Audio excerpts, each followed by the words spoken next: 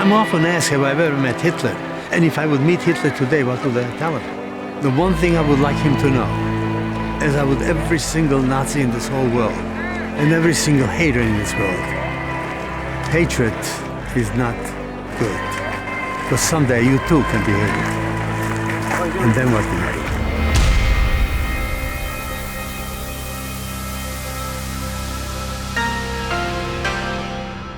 Suddenly we're told we must form lines and begin to march. My grandfather, my grandmother, my aunt, my 10-year-old cousin to the right. And they're marching off towards the flame. We have no idea what that is. About 100 of us, told to strip naked and put my clothing just on a heap. It's my last piece of identity. 24 hours later, about 300 people are still alive. The other 3,700 that came on that transport were ashes. That was my quick arrival in Auschwitz.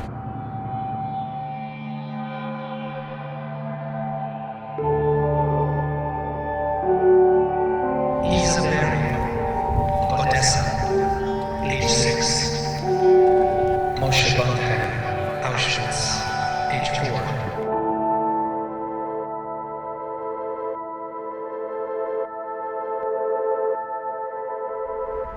I see the people in striped pants and jacket and hats.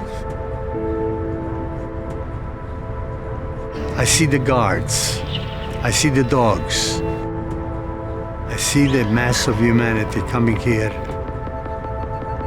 and being murdered.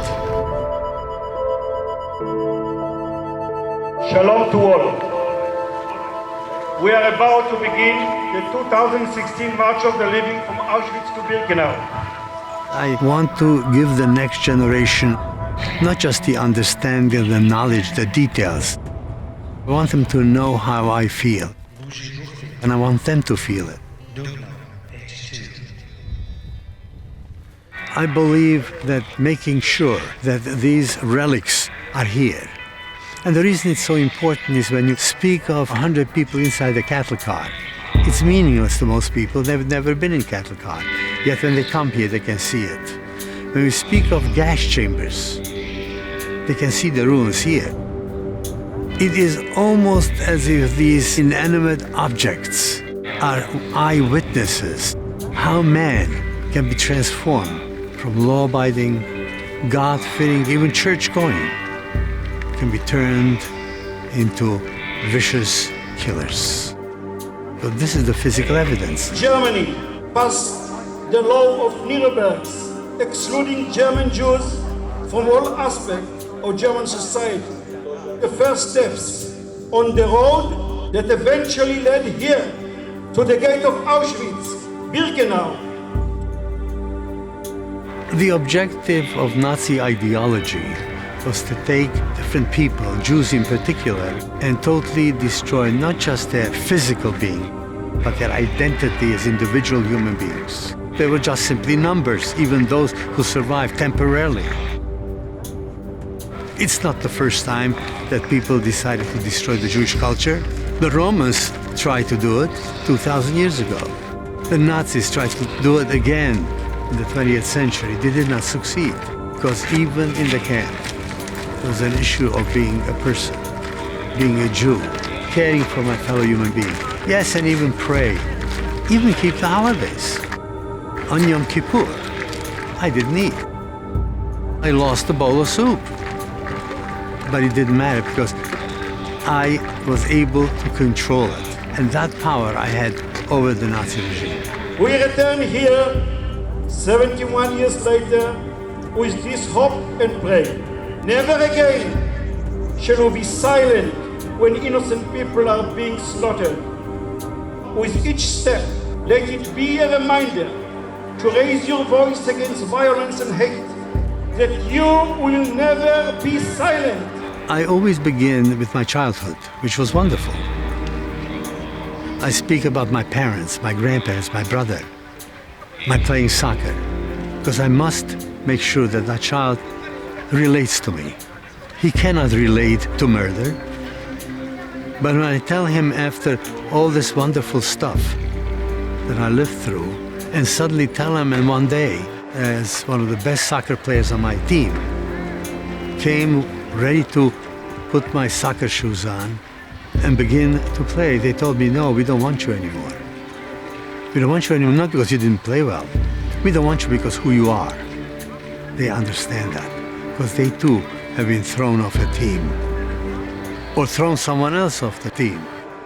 Let the march begin. המצעד יצעד. בבקשה.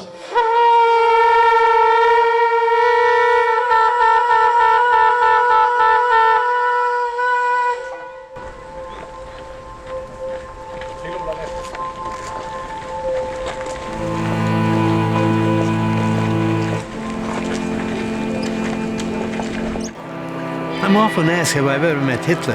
And if I would meet Hitler today, what would I tell him? The one thing I would like him to know, as I would every single Nazi in this whole world, and every single hater in this world, hatred is not good. Because someday you too can be hated. And then what do you do?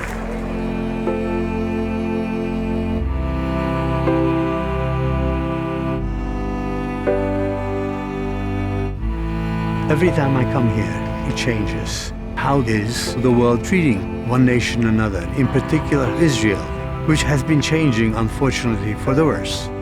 I see hatred as it progresses. I see anti-Semitism as it progresses. First, I don't like you. I don't want you to live in my neighborhood. I don't want you to live in my country. In fact, I don't want you to live. My memory of this place are vivid because I lived through it again and again and again. I did not lose my identity. The humanity I have not lost. Over 1.1 million people. It is the perpetrators who lost their humanity. The largest site of mass murder in the world. Sharing the stories of suffering and survival is only one of the many important pieces of history passed down through the generations. It is not just important to understand what was overcome, but how it was overcome. The ancient traditions of the Jewish people have long remained one of their strengths. In the midst of hardship, slavery, and foreign rulers, these rituals have continually served as guideposts along the way.